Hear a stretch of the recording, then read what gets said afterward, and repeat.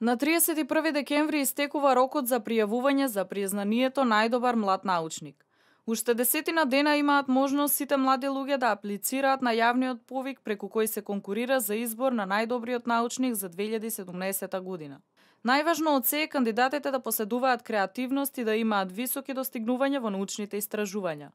Христијан Ѓорески е минатогодишниот добитник за престижната награда за 2016 година.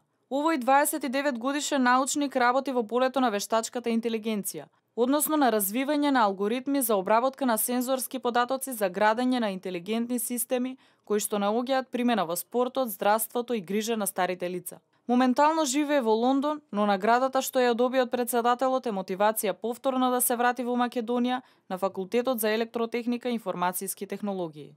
Морам да кажам дека оваа награда ми представува едно огромно задоволство и сатисфакција за целиот тој труд кој што сум го вложил и за сите резултати кои што сум ги постигнал во овие години во научната сфера.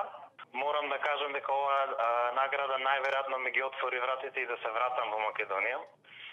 Моментално сум во преговори, односно сум заинтересиран за враќање на Факултетот за електротехнички науки и информацијски технологии ФЕИТ во Скопје. Првите контакти кои што ги остварив со факултетот беа токму на моментот на доделување на оваа награда и од тогаш бевме во постојан контакт и разменувавме информации со цел да се оствари тоа да се вратам јас на Факултетот за електротехника и информацијски технологии.